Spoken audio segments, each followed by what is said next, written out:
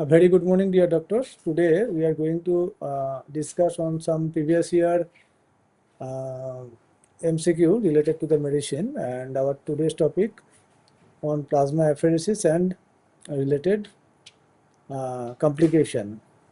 And we are going to discuss it through the previous year questions, and let's start our session. Here is the question. A young donor came to the blood bank for first time for the platelet apheresis. During the course, he developed paresthesias and circumoral numbness during donation. His vitals remain stable, and ECG shows tachycardia with STT changes. What is the reason for his symptoms? Here are the options. Option A, hypovolemic shock. Option B, hypocalcemia. Option C, seizures. And option D, allergic reaction. So go through the options carefully and pick up the correct options. So here the question, the donor undergoing the platelet apheresis. As you all know that platelet apheresis is a component donation technique. That is the component, that is the platelet. It is not the whole blood. In this technique, platelet concentrate are separated. Okay. So patient undergoing platelet apheresis, the symptoms are the paresthesias and the circumoral numbness. Okay. Circumoral numbness. So the vitals are stable and the ECG shows the tachycardia with STT changes. So actually this type of symptoms related to the platelet donation is related to the symptoms arise from the hypocalcemia. So the B is the correct answer. It is the hypocalcemia. Okay. So as you all know that the platelet apheresis is such type of technique that uses a machine which separates and collects platelets while returning the plasma RBC and leukocytes towards the donor system. Okay. And it is such type of technique by which we can get a significantly rich concentration of the platelet, which is almost equivalent to the 5 to 6 units of the whole blood derived platelet. Okay. So this is a very common technique to get the high concentration platelet from the patient blood, from the donors actually. Okay. So definitely this type of donation system,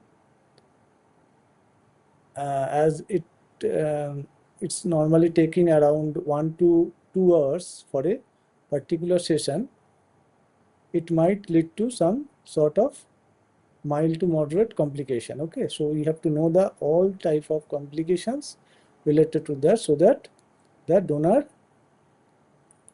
is safe to donate his or her own platelet in a proper environment. Okay, so first we have to know that what are the agents that are used in the platelet apheresis.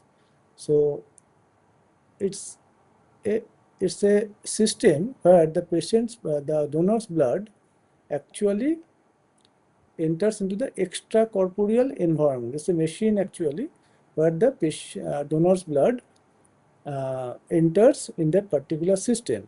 So once the blood enters into that particular system, there is high chance of clotting. To prevent that, anticoagulant citrate, actually ACDA, acid citrate dextrose solution A, is used for as anticoagulant to prevent the clotting in the extracorporeal environment. Okay, so here the citrate is the agent that is used as the anticoagulant, and this is the agent that can cause a typical symptom, that is hypocalcemia, in the patient's blood through a proper mechanism. What is this? Actually, cytosine, it is a chelating agent, and it chelates the calcium and magnesium in the donor's blood. When the entire blood infused into the donor system, citrate chelates the blood calcium and magnesium, thus reduce the ionized calcium level. As you all know that normal calcium level in blood is around 8.5 to 10.5 mg per deciliter, and the ionized calcium level is around 4.4 to 5.2 mg per deciliter. And citrate actually reduces the ionized calcium level, not the total calcium level. Okay, so now in the usual cases, the citrate is metabolized rapidly through the liver, and thus following this metabolism, the ionized calcium recovery is also quick. But in some particular situations, like first time donor, like female patient, patient with pre-existing liver issue, so you have to go for the particular test before the donation from the donor. Pre-existing liver problem actually differed from that particular donation system. Okay, so all those are the condition that might, and also the timing, duration of the donation, and donation timing actually, and the amount of the citrate used during the donation system. All those are the pre-existing condition that might lead to the citrate toxicity. So what are the clinical presentation? Early signs, that is the perioral paresthesia that has been seen in the in this question, tingling around the mouth, and numbness in the fingers or toes, acral numbness. Okay, is the early signs. If the disease, if the symptoms progresses actual and like in the moderate toxicity, muscle cramps, carpopedal spasm, nausea, vomiting, abdominal pain develops. Okay, and in severe cases, though it's very rare, it will lead to the tetany, seizures, cardiac arrhythmia following the QT prolongation. So as you all know that ionized calcium is responsible for various physiological functions in the body, like neuromuscular transmission, hormonal secretion, and any type of